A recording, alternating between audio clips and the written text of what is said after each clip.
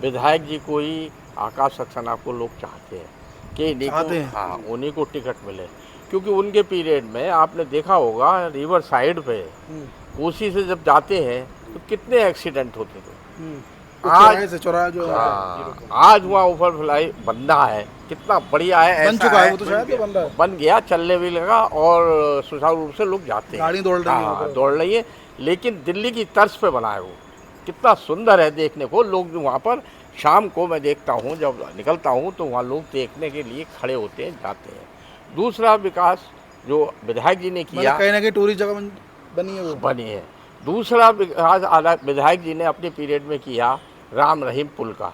बहुत टाइम से एक्सीडेंट होते थे राम रहीम पुल पे, काफ़ी होते थे, कोई मर्डर होते थे, ज्वाला नगर के ज़्यादातर लोगों का एक्सीडेंट होता था। तो उस तरफ उन्होंने सबसे विधायक होने के बाद में उधर ध्यान दिया और वो बन के चालू हुआ और वो आज बड़ी अच्छी अवस्था में चल रहा है। वो तो पहले भी चालू था। नहीं, पहले चालू था लेकिन टूटा था और उस वक्त एक्सीडेंट होते थे। जब से ये चालू हुआ है कोई एक्सीडेंट अभी नहीं हुआ है। तीसरी बात, आकाश ने चौड़ीकरण की जो बात आई, वो बहुत चौड़ीकरण कराया है। आप देखेंगे जब बरेली को चलेंगे थाना सिविल लाइन से तो कितना चौड़ीकरण है, आज तक किसी ने भी नहीं कराया। आजम खां तक भी इतने तो वहाँ के लोग तो बोल रहे हैं हमारे साथ बहुत गलत हुआ ये। नहीं, गलत यूँ नहीं हुआ, क्योंकि वो सरकारी जगह में है। चौड़ीकरण जो हुआ सरकारी जगह में हुआ है। नवाब साहब की जो जगह है, क्योंकि नवाब साहब खुद सहमति थे, नवाब साहब के सामने ही वहाँ पर पार्किंग हुआ है और उसके बाद पूरी बाउंड्री खींची है। और जब जाते हैं लोग तो ये देखते हैं कि भाई हाँ, ये रामपुर में सिविल लाइन एरिया तो वहाँ के जो लोग हैं, हमने एक बार उनसे भी बातचीत की थी, तो उन लोगों को मतलब कहना ये कि सरकारें तो पहले भी बहुत सारी थी, क्या उन लोगों को मतलब ये सब नहीं दिखा था? उनको यूँ नहीं दिखा, क्योंकि वो पहले नवाब साहब का ज़्यादा जोर था। कांग्रेस पहले पार्टी थी, कांग्रेस का जोर था और नवाब खानदान कांग्रेस से संबंधित है, आज भी कांग्रेस से संबंधित है। लेकिन अब सुंदरीकरण की तरफ सरकार ध्यान दे रही है। भारत सरकार हमारा जो दे रही है 12 साल में बेमिसाल विकास की तरफ ध्यान दे रही है। विकास तभी तो होगा जब हम कोई चीज़ बनाएंगे, जैसे रिवर साइड, जैसे राम रहीम, सद्भावना मंडप। मैं अभी परसों योगा में गया था, सद्भावना मंडप देखने योग्य है। यूपी में इतना सुंदर नहीं है सद्भावना मंडप, और इतनी चौड़ी सड़क है और इतने लोगों ने किया कि वहाँ पर कह रहे थे भाई कितना अच्छा बना है। तो ये हमारी विकास की वो है श्रृंखला, और विकास हमारा जो है भारत सरकार ने किया है और विधायक जी इसमें बहुत सहयोगी रहे। और मेरा तो ये है कि विधायक जी को ही पुनः टिकट मिलना चाहिए। और लोग बात करते, क्या नाम है उसका? मेरा नाम राजीव प्रकाश सक्सेना है। क्या कहेंगे, क्या मुद्दे हैं, मुद्दे बताइए। देखिए, मुद्दे सबसे पहले हमारा आता है कि जिस रोड पे हम चल रहे हैं, जिस शहर में हम दौड़ रहे हैं, वहाँ का विकास होना ज़रूरी है। बहुत से लोगों को नहीं दिखता, बहुत से लोग इसमें भी राजनीति करते हैं। आज पहले हम यहाँ से मुर्दाबाद जाया करते थे तो हमें 3 से 4 घंटे लगा करते थे जाने के लिए, और आज हार्डली 20 मिनट में हम मुर्दाबाद पहुँच जाते हैं। कितने किलोमीटर है मुरादाबाद यहाँ से? यहाँ से मात्र 30 किलोमीटर, बल्कि 25 किलोमीटर। तो 30 किलोमीटर में 4 घंटे लगते थे आपको? लगते थे, क्योंकि फ्लाईओवर बंद रहते थे। फ्लाईओवर के नीचे जो गेट होते थे रेलवे के, बात हुआ करते थे।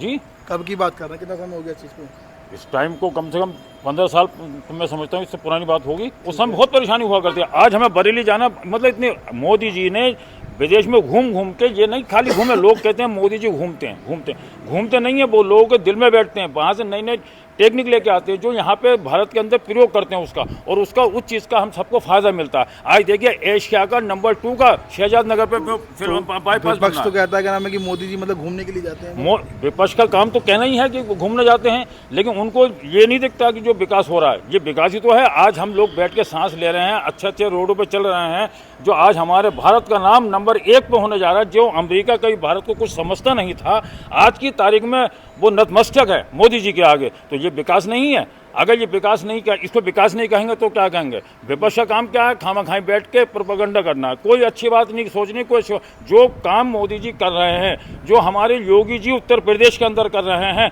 अगर विकास नहीं होता तो आज बीजेपी की गवर्नमेंट और स्टेटों में नहीं आती, सब सफाई हो जाता। आज विकास के मुद्दे पर ही आ रही है, जिससे कि आप देख रहे हैं कि सब है। अब थोड़ी सी बेरोजगारी की बात भी रहती है। अखिलेश यादव कह रहे हैं कि जैसा बिहार में और बांग्ला में हुआ, बंगाल में, ऐसे ही अगर यूपी में हुआ तो फिर दोबारा चुनाव होगा ही नहीं। ऐसा क्यों कह रहे हैं, क्या लगता है? नहीं, देखिए, उनका काम तो विपक्ष में बैठे हैं तो कुछ ना कुछ उनको कहना ही है, क्योंकि अगर कुछ नहीं बोलेंगे तो वो खत्म हो जाएंगे, इसलिए उनको कुछ ना कुछ तो कहना है। अब क्या कहें, कुछ मुद्दा तो उनके पास है नहीं बोलने के लिए, तो उनको कुछ ना कुछ नक्तन अब जरा जरा से मुद्दों पे उनको, अब राम मंदिर का मुद्दा वो उठा के बैठ गए। अरे भाई, जब तुमने एक पैसा चंदा दिया नहीं मंदिर के लिए तो आप कौन होते हैं उसके करने के वाले? किसी के उसमें आप जब इंटरफेयर कर सकते हैं जब आपने कुछ किया हो। वो तो गए भी नहीं है वहाँ पे अभी तक। गए नहीं है, जाके झांका नहीं है, बोलते नहीं है, जाके वो तो बस टोपी लगाई वो पार्टी में बैठ जाते हैं जाके, उनका ये काम है। और इसीलिए वो उनको मुद्दे दिखाई नहीं देते, मुद्दे नहीं दिखाई देंगे। हाँ, अभी जब वो सीट पे बैठ जाएंगे तो उनको यही सब मुद्दे दिखाई देना शुरू हो जाएंगे। तो आदमी को बड़ा सोच समझ के बोलना चाहिए, जो आदमी काम कर रहा है उसको काम करते रहना चाहिए और प्रगति की ओर हमारे देश को बढ़ते रहना चाहिए। विकास का एक मुद्दा और हो गया था फ्लाईओवर मोदी से। अभी मैं आता हूँ आपके पास भी। क्या नाम है आपका? एडवोकेट जगदीश कुमार। आप एक युवा हैं, रामपुर के निवासी, क्या कहना चाहेंगे, क्या मुद्दे लग रहे हैं आपकी बार आपको? देखिए, मुद्दों की तो बात पहले छोड़ दी जाए, ना ही विकास की बात की जाएगी। बात विकास के साथ साथ जो है युवाओं के नौकरी की बात की जाए। आज के समय में देखा जाए कि युवा बहुत बेरोजगार है, वैकेंसी बहुत कम निकल रही है युवाओं के लिए। तो युवा के पास जब काम नहीं है, रोजगार नहीं है, तो वो अपराध की ओर बढ़ता चला जा रहा है। मेरा मानना है और भी लोगों का सर्वे के अनुसार है कि युवा जो है अपराध की ओर बढ़ रहा है, क्योंकि बेरोजगारी की वजह से। हर आदमी के अपने खर्चे होते हैं। चलो, अगर वो सिंगल है तो वो अपने खर्चे आसानी से कर लेगा, अगर उसका परिवार है तो उसके परिवार के लिए भी उसके पैसे चाहिए। तो इसलिए कि अगर जब उसके पास कोई रोज़गार नहीं होगा, पैसे की व्यवस्था नहीं होगी, तो वो अपराध की ओर बढ़ता जा रहा है। वैसे सरकार ने जो है अपराध पे कंट्रोल तो किया है, अपराध कम हो रहा है, मगर जो है अब युवा अपराध की ओर भी इसलिए बढ़ रहा है क्योंकि रोज़गार की कोई व्यवस्था नहीं है, नौकरी नहीं है। आपके हिसाब से ये कि सरकार जो है काम तो कर रही है, लेकिन अगर युवाओं की बात किया तो युवाओं के लिए कुछ ऐसा खास नहीं है। युवाओं के लिए कोई खास नहीं है, चाहे वो केंद्र सरकार हो या राज्य सरकार हो। हर घर में युवा बेरोजगार बैठा है, चाहे वो बीजेपी पार्टी का हो, चाहे कांग्रेस का हो या समाजवादी पार्टी से जुड़ा हुआ व्यक्ति का परिवार हो, मगर हर घर में जो है युवा बेरोजगार बैठा है। सही कह रहे हैं भाई साहब ये कुछ तो सही कहे हैं, लेकिन जहाँ इन्होंने बेरोजगारी युवा की बात कही, लेकिन जिस वक्त हमारी भारतीय जनता पार्टी सरकार में आई उस वक्त बेरोजगारी क्या थी और आज बेरोजगारी क्या है, इस पर ध्यान कोई नहीं दे रहा। बस ये है कि भाई बेरोजगारी ज़्यादा बढ़ रही है। बेरोजगारी आप ये बताइए कि कहाँ पर कौन सी चीज़ बेरोजगारी, ये तो मैं मानता हूँ युवा को बेरोजगार, लेकिन उनकी योग्यता के हिसाब से मिल रहा है। पुलिस में भर्ती है, नीट में भर्ती हुई थी, नीट तो पेपर लीक हो रहा है। हाँ, नीट में कैंसिल हुआ, लेकिन नीट में जो कल पेपर हुआ है सबने वाह वाह करा है। पानी वहाँ था, बोतल वहाँ थी, शिकंजी वहाँ पिलाई जा रही थी और हर कक्ष में पूछा जा रहा था भाई साहब कोई परेशानी मत करना, दवाई भी हमारे साथ है। इतनी सहूलियत पहुँचाई। केवल हमारे जो केंद्रीय शिक्षा मंत्री हैं, ये उनका अनुशासन था और उन्होंने अपनी देख रेख में ये लेकर के ये चुनाव कराया और चूँकि नीट सफल हुई।